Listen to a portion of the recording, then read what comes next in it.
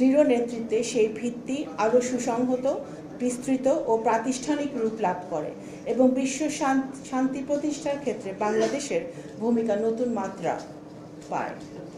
বর্তমানে মাননীয় প্রধানমন্ত্রী তারেক রহমানের নেতৃত্বে বাংলাদেশ এই ঐতিহ্য ও অঙ্গীকারকে আরও শক্তিশালীভাবে ধারণ করে নতুন উদ্যমে যাত্রা শুরু করেছে। আন্তর্জাতিক সম্পর্কের ক্ষেত্রে আমরা শক্তির রাজনীতির পরিবর্তে সহযোগিতার সংস্কৃতি, সংঘাতের পরিবর্তে সংলাপের পথ এবং আধিপত্যের পরিবর্তে পারস্পরিক সম্মান, আস্থা ও অংশীদারিত্বের দর্শনকে সমুন্নত রাখার প্রত্যয়ে কাজ করে যাচ্ছি। কারণ আমরা বিশ্বাস করি টেকসই শান্তির ভিত্তি অস্ত্রের ঝঞ্ঝানিতে নয়, বরং মানুষের মধ্যে বিশ্বাস, ন্যায় বিচার ও মানবিক সংহতির বন্ধনে নির্মিত হয়। বর্তমানে সরকার তাই আন্তর্জাতিক শান্তি ও নিরাপত্তা প্রতিষ্ঠার লক্ষ্যে জাতিসংঘ শান্তিরক্ষা কার্যক্রমে বাংলাদেশের সক্রিয় ও ক্রমবর্ধমান সম্পৃক্ততাকে দেশের পররাষ্ট্রনীতির অন্যতম অগ্রাধিকারপ্রাপ্ত ক্ষেত্র হিসেবে বিবেচনা করছে। 1988 সালে সীমিত পরিসরে জাতিসংঘ শান্তিরক্ষা কার্যক্রমে বাংলাদেশের যাত্রা শুরু হয়েছিল। খুব অল্প সময়ের মধ্যেই আমাদের শান্তিরক্ষীরা তাদের পেশাদারিত্ব, দক্ষতা, সাহসিকতা ও মানবিকতার মাধ্যমে আন্তর্জাতিক সম্প্রদায়ের আস্থা ও শ্রদ্ধা অর্জন করতে পেরেছিলেন। প্রায় 4 দশকে 2,06,000-এরও বেশি বাংলাদেশি শান্তিরক্ষী 43টি দেশের 63টিরও বেশি মিশনে দায়িত্ব পালন করেছেন। বিশ্ব শান্তির এই আলোকময় অভিযাত্রায় 174 জন বাংলাদেশি শান্তিরক্ষী সর্বোচ্চ আত্মত্যাগের মাধ্যমে নিজেদের নাম ইতিহাসে অমর করে গেছেন। খুবই রিসেন্টলি গত ডিসেম্বর মাসে আমরা আরো 6 জন শান্তিরক্ষী বাহিনীকে আমরা হারিয়েছি। আমাদের শান্তিরক্ষীদের সুনাম ও দক্ষতা আজ বিশ্বজুড়ে স্বীকৃত ও সুবিদিত।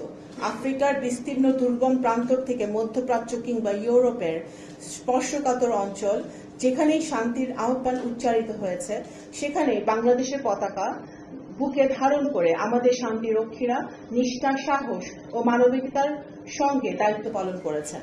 সেই গৌরবময় ধারাবাহিকতার ফলেই আজ বাংলাদেশ বিশ্বের অন্যতম শীর্ষ শান্তিরক্ষী প্রেরণকারী দেশ হিসেবে প্রতিষ্ঠিত। একই সাথে বাংলাদেশের শান্তিরক্ষীরা আমাদের অন্যতম কার্যকর সফট পাওয়ার হিসেবে কাজ করছেন। সম্প্রতি মরক্কোর রাবাত এবং সেনেগালের ডাকারের শান্তিরক্ষা বিষয়ক 2টি আন্তর্জাতিক সম্মেলনে আমার অংশগ্রহণের সুযোগ হয়েছিল। সেখানে আমি প্রত্যক্ষ করেছি আফ্রিকার বহু দেশ বাংলাদেশি শান্তিরক্ষীদের কত গভীর শ্রদ্ধা, আস্থা ও ভালোবাসার সঙ্গে স্মরণ করে। সেখানকার স্থানীয় জনগণের কাছে বাংলাদেশ আজ আমাদের শান্তিরক্ষীদের পেশাদারিত্ব, মানবিকতা, আত্মত্যাগের মাধ্যমে পরিচিত। এটি শুধু জাতীয় গর্বের বিষয় নয়, বরং আন্তর্জাতিক অঙ্গনে বাংলাদেশের গ্রহণযোগ্যতা ও মর্যাদার অনন্য পরিচয়। একজন নারী হিসেবে আরেকটি বিষয় আমাকে বিশেষভাবে অনুপ্রাণিত করে, তা হলো জাতিসংঘের শান্তিরক্ষা কার্যক্রমে নারীদের ভূমিকা এবং তাদের অর্থবহ অংশগ্রহণ। এ পর্যন্ত 3,800 জনেরও বেশি বাংলাদেশি নারী শান্তিরক্ষী বিভিন্ন মিশনে নিষ্ঠা, দক্ষতা ও পেশাদারিত্বের সঙ্গে দায়িত্ব পালন করছেন। শান্তি, যার মধ্যে বর্তমানে 332 জন কর্মরত রয়েছেন, তাদের অবদান শুধু বাংলাদেশের জন্য গৌরবের নয়, বরং শান্তি রক্ষা কার্যক্রমে নারীর সক্ষমতা, নেতৃত্ব ও কার্যকর অংশগ্রহণের এক উজ্জ্বল দৃষ্টান্ত। জাতিসংঘের নারী, শান্তি ও নিরাপত্তা বিষয়ক বৈশ্বিক অঙ্গীকারের প্রতি বাংলাদেশের দৃঢ় সমর্থনের অংশ হিসেবে আমাদের বর্তমান সরকার শান্তি রক্ষা কার্যক্রমে নারীদের অংশগ্রহণ আরও সম্প্রসারণে প্রতিশ্রুতিবদ্ধ। শান্তি রক্ষা কার্যক্রমে বাংলাদেশের অংশগ্রহণে শুধু আমাদের আন্তর্জাতিক মর্যাদাই বৃদ্ধি করেনি, একটি জাতীয় সক্ষমতা বিকাশেও গুরুত্বপূর্ণ ভূমিকা রাখছে।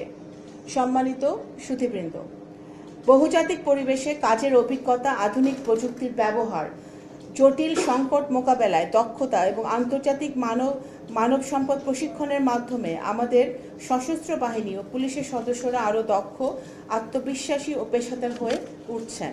একই সঙ্গে শান্তিরক্ষা কার্যক্রম থেকে অর্জিত আর্থিক সুবিধা জাতীয় অর্থনীতিতেও ইতিবাচক ভূমিকা রাখছে। তবে আমাদের এটি উপলব্ধি করতে হবে, বিশ্ব শান্তির প্রতি হুমকির গতি প্রকৃতি দ্রুত পরিবর্তিত হচ্ছে। সশস্ত্র সংঘাতের পাশাপাশি জলবায়ু পরিবর্তন, জোরপূর্বক বাস্তুচ্যুতি, সন্ত্রাসবাদ, সাইবার হুমকি এবং বিভ্রান্তিমূলক তথ্য প্রবাহ আন্তর্জাতিক নিরাপত্তার জন্য নবতর চ্যালেঞ্জ সৃষ্টি করছে। এসব বহুমাত্রিক চ্যালেঞ্জ মোকাবেলায় ভবিষ্যতে শান্তি রক্ষা কার্যক্রমকে আরও কার্যকর, প্রযুক্তি নির্ভর, যেমন ইতিমধ্যে অনেকে বলেছেন আর্টিফিশিয়াল ইন্টেলিজেন্স, সাইবার টেকনোলজি এবং মানবকেন্দ্রিক করে গড়ে তুলতে সদস্য রাষ্ট্রসমূহকে সমন্বিত ও দায়িত্বশীলভাবে কাজ করতে হবে। বিশেষ করে নারী শান্তিরক্ষীদের অংশগ্রহণ বৃদ্ধি, আধুনিক প্রযুক্তির কার্যকর ব্যবহার, ডিজিটাল অপব্যবহার প্রতিরোধ এবং বেসামরিক জনগণের সর্বোচ্চ সুরক্ষা প্রদানের বিষয়গুলোকে বিশেষ গুরুত্ব দিতে হবে। সম্মানিত সুধী, বাংলাদেশের শান্তিরক্ষীদের অবদান, আত্মত্যাগ এবং মানবিক কর্মকাণ্ডকে দেশবাসী ও আন্তর্জাতিক সম্প্রদায়ের সামনে যথাযথভাবে উপস্থাপন করতে আমাদের সাংবাদিক বন্ধুরা দীর্ঘদিন ধরে এক অনন্য সেতু বন্ধনের ভূমিকা পালন করে আসছেন। এক্ষেত্রে ডিফেন্স জার্নালিস্ট অ্যাসোসিয়েশন অব বাংলাদেশের অবদান প্রশংসার দাবি রাখে। আমি আশা করি বস্তুনিষ্ঠ, তথ্য নির্ভর ও দায়িত্বশীল সাংবাদিকতার মাধ্যমে আপনারা ভবিষ্যতেও বাংলাদেশের শান্তিরক্ষীদের গৌরবময় ইতিহাস বিশদভাবে আরও উজ্জ্বলভাবে তুলে ধরবেন এবং বিশ্ব শান্তির পক্ষে জনমত গঠনে বলিষ্ঠ ভূমিকা পালন করে যাবেন। আমি বলতে চাই, পরিশেষে বিশ্ব যতই পরিবর্তিত হোক না কেন, শান্তির প্রতি বাংলাদেশের অঙ্গীকার চির অটুট ও অপরিবর্তিত থাকবে। আমাদের শান্তিরক্ষীরা আগামী দিনগুলোতে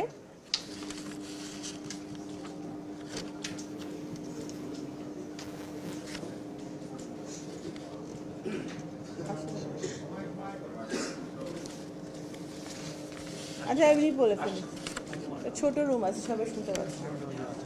আচ্ছা, পেশাদারিত্ব ও মানবিকতার উজ্জ্বল দৃষ্টান্ত স্থাপন করুক আমাদের জাতীয় গৌরবোজ্জ্বল ললাটে একদিকে শাশ্বত জয়টিকা, এই আমার প্রত্যাশা। ধন্যবাদ সবাইকে। আমি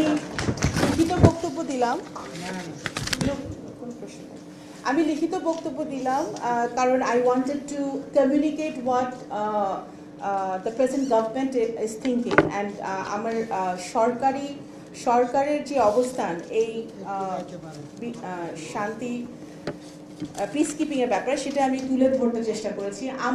আমার ব্যক্তিগত ফিলিংস আমি একটু বলতে, এখানে অনেকে বক্তব্য বলেছেন যে আমাদের সেনাবাহিনী সদস্যরা যে ভূমিকা রাখেন, আমি যা দেখেছি আফ্রিকার দেশগুলোতে গিয়ে বিভিন্ন কনফারেন্সে, আমার কাছে মনে হয়েছে যে আমরা বাংলাদেশিরা সেটা উপলব্ধি করি না। যেইটা তারা উপার্জন করে আনেন সেটা জীবনের চেয়ে বড় না। ওনারা জীবন বাজি রেখে, এবং ওনাদের পরিবারদেরকেও আমি আজকে স্মরণ করতে চাই যে প্রত্যেকটা ফ্যামিলি তাদের পরিবারের সদস্যকে, তাদের বাবাকে, তাদের স্বামীকে, তাদের ভাইকে পাঠিয়ে দিচ্ছেন, যে তারা ফেরত আসবে নাকি সেটা তারা জানেন না। সেটা সেই দেশপ্রেম থেকে, সেই বাংলাদেশের প্রতি সেই ভালোবাসা থেকে কিন্তু তারা এই কাজটি করে যাচ্ছেন। তো সুতরাং আমি ব্যক্তিগতভাবে ওনাদেরকে স্যালিউট জানাই, বাংলাদেশের সরকারের পক্ষ থেকে স্যালুট জানাই, এবং আমি বিশেষভাবে বলতে চাই যে পররাষ্ট্র মন্ত্রণালয় সবসময় এটা নিয়ে সচেষ্ট আছে, এবং আমরা আপনাদের সাথে কাজ করব ভবিষ্যতে, এবং আপনারা যে কোনো প্রয়োজনে যদি আমাদের কাছে আসেন আমরা সেটা অবশ্যই আস্থায় নিব এবং আপনাদের সহযোগিতা করব। ধন্যবাদ। আসসালামু আলাইকুম।